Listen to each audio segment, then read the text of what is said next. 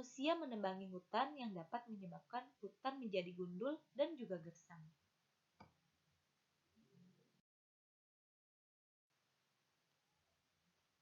Anak-anak, masih ingatkah kalian dengan ide pokok?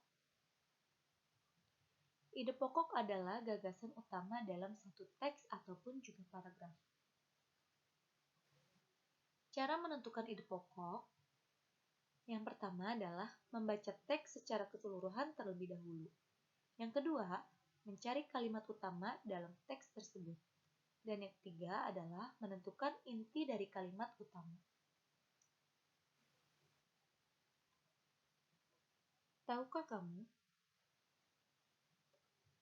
Setiap anak di Indonesia memiliki hak yang wajib dipenuhi.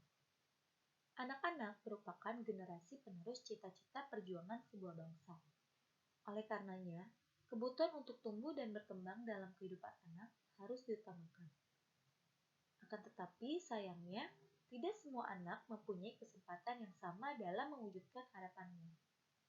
Banyak di antara mereka yang mengalami kesulitan untuk tumbuh dan berkembang secara sehat dan mendapatkan pendidikan yang terbaik.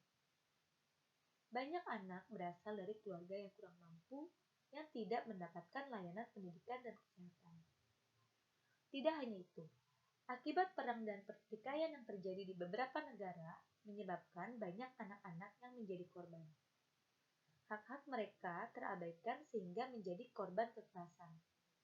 Oleh karena itu, PBB atau Perserikatan Bangsa-Bangsa mengesahkan Konvensi Hak-Hak Anak pada tanggal 20 November 1989.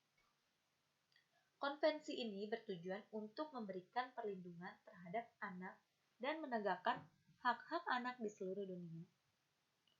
Konvensi Hak Anak merupakan sebuah dokumen yang dibuat oleh Perserikatan Bangsa-Bangsa atau PBB yang secara resmi memberikan hak-hak kepada anak-anak sedunia. Dokumen ini juga telah diratifikasi atau telah disetujui oleh hampir semua pemimpin negara yang ada di dunia. Indonesia menjadi salah satu negara yang mendukungnya pada tahun 1996. Kira-kira apa saja sih hak-hak anak menurut Konvensi Hak Anak-Anak?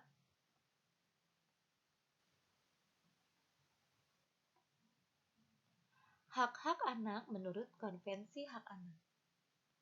Konvensi ini dibedakan menjadi dalam 4 golongan. Yang pertama adalah hak kelangsungan hidup. Hak kelangsungan hidup merupakan hak untuk melestarikan dan mempertahankan hidup serta memperoleh standar kesehatan tertinggi dan perawatan yang sebaik-baiknya. Yang kedua adalah hak perlindungan, di mana seorang anak mendapatkan hak untuk perlindungan dari diskriminasi, eksploitasi, kekerasan, dan juga keterlantaran. Yang ketiga adalah hak tumbuh kembang. Setiap anak memperoleh hak pendidikan dan hak mencapai standar hidup yang layak bagi perkembangan fisik, perkembangan mental, spiritual, moral, dan juga sosial. Dan yang terakhir adalah hak berpartisipasi, di mana seorang anak mempunyai hak untuk menyatakan pendapat dalam segala hal yang dapat mempengaruhi anak tersebut. Nah, sekarang kalian sudah tahu kan apa saja hak-hak anak menurut Konvensi Hak Anak. Selanjutnya adalah hak seorang siswa. Hak seorang siswa di dalam sekolah, salah satu contohnya adalah mendapatkan perlakuan sesuai dengan bakat, minat, dan juga kemampuan yang telah dimiliki. Yang kedua, memperoleh pendidikan agama sesuai dengan agama yang dianutnya. Contoh yang ketiga, mengikuti program pendidikan yang bersangkutan atas dasar pendidikan berkelanjutan. Yang keempat, mendapat bantuan fasilitas belajar, beasiswa, atau bantuan lainnya. Dan yang kelima adalah siswa dapat memperoleh atau mempunyai hak untuk memperoleh penilaian dari hasil belajarnya. Selain kelima contoh tersebut, masih banyak lagi hak seorang siswa yang harus dimiliki.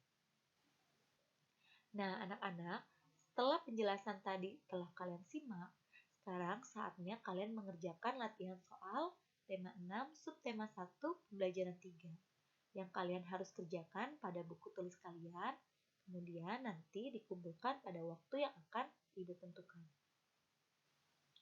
Kurang lebihnya Ibu mohon maaf.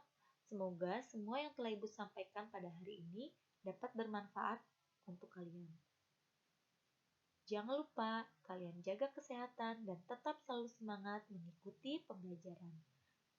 Wassalamualaikum warahmatullahi wabarakatuh.